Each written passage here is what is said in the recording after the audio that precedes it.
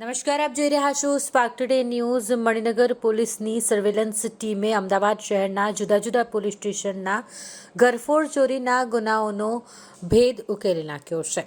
આરોપીને ઝડપી પાડવામાં આવ્યું છે. તેના દ્વારા જે પણ ચોરી કરવામાં આવી હતી તેનો મુદ્દામાલ પણ કબજે કરવામાં આવ્યો છે. બાતમીના આધારે આરોપીને ઝડપી પાડવામાં આવ્યો હતો અને આરોપી દ્વારા ચોરીના એક્ટિવા તથા ઘરફોડ ચોરીના સોના ચાંદીના દાગીના, લેપટોપ, વિદેશી ચલણી નાણું તથા ચોરી કરવાના સાધનો તમામ જે મુદ્દામાલ છે તે કબજે કરાયો છે. 7 લાખથી વધુનો મુદ્દામાલ કબજે કરાયો છે. આરોપી Maninagar, Ramol, Vatva GIDC, Gujarat university police સ્ટેશનના ઘરફોડ ચોરીના 5 જેટલા ગુનાઓ આચર્યા હતા. જે તમામ ગુનાઓનો ભેદ ઉકેલી કાઢવામાં મણિનગર પોલીસ સ્ટેશનની ટીમને સફળતા મળી છે. અમદાવાદ શહેરના શ્યામમણી એપાર્ટમેન્ટ ભૈરવનાથ રોડ ઉપર રહેતા અને બાંધકામનો વ્યવસાય કરતા દીપકભાઈ મોહનભાઈ ગુદવાણી નામના સિંધી વેપારીને ત્યાં ઘરફોડ ચોરી થયેલી અને 11,80,000નો મુદ્દામાલ, સોના ચાંદીના દાગીના તેમજ રોકડ રકમની ચોરી થયેલી. જે મુદ્દામાલ છે એ 12 લાખ જેવો થતો હોય અને ગુનાની ગંભીરતા સમજી અને અમારા ઝોન 6ના DCP રવિ મોહન સૈની સાહેબની સૂચનાથી મણિનગર પોલીસ દ્વારા કાર્યવાહી હાથ ધરી અને CCTV ફૂટેજ આધારે એક એક્ટિવા મોટરસાયકલનો નંબર મળેલો અને એક્ટિવા મોટરસાયકલના નંબર આધારે પોકેટ કોપ એપ્લિકેશનમાં તપાસ કરતા આ જે મોટરસાયકલ છે એ મહેન્દ્રભાઈ પ્રજાપતિ કે જેઓ નિકોલ વિસ્તારમાં રહે છે અને તેઓનું મોટરસાયકલ નવેમ્બર 2023માં ચોરાયેલું અને આ બાબતે રામોલ પોલીસ સ્ટેશનમાં ગુનો પણ દાખલ થયેલો. ત્યારબાદ પણ મણિનગર પોલીસ ટીમ દ્વારા CCTV ફૂટેજ ચેક કરી અને આ મોટરસાયકલ કયા વિસ્તારમાં ફરે છે એ જાણકારી મેળવી અને આરોપી પરેશભાઈ સુરેશભાઈ સોની, રહેવાસી અક્ષરદીપ સોસાયટી, વિરાટનગર, ઓઢવની ધરપકડ કરવામાં આવેલ છે.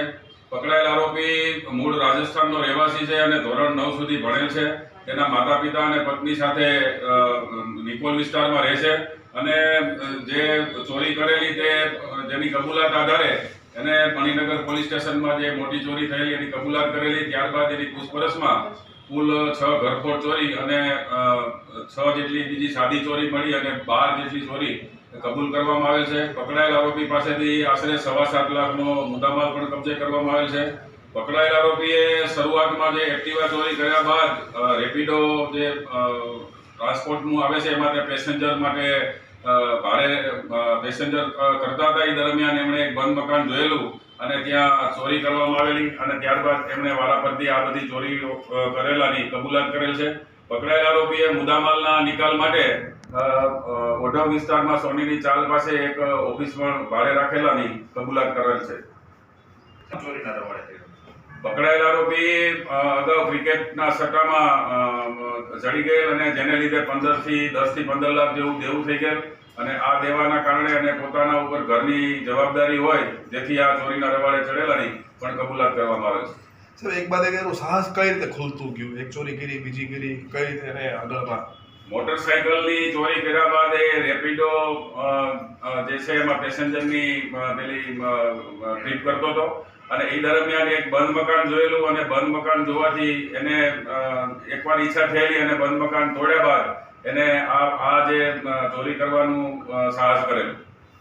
આ ચોરીનો માલ રાખવા ભાડે ઓફિસ રાખેલી, કેટલું ભાડું હતું કોઈ કેટલા સમય કેવી રીતના ઓફિસ રાખીને માલ બધું મૂકવું? જે પકડાયેલ આરોપી છે પરેશભાઈ સુરેશભાઈ સોની, એને સોનીની ચાલ તેજેન્દ્ર કોમ્પ્લેક્સમાં એ 106 નંબરની ઓફિસ જે મુદ્દામાલના નિકાલ માટે ભાડે રાખેલી હતી. એ ઓફિસમાંથી જે ચોરી કરવાના સાધનો તેમજ લેપટોપ અને અન્ય મુદ્દામાલ પણ મળેલો છે. આ ઓફિસ જે ભાડે રાખેલી એ ખરેખર એના માલિક કોણ છે અને શું ભાડેથી રાખેલી એ બાબતે વધુ તપાસ હાથ ધરવામાં આવી છે.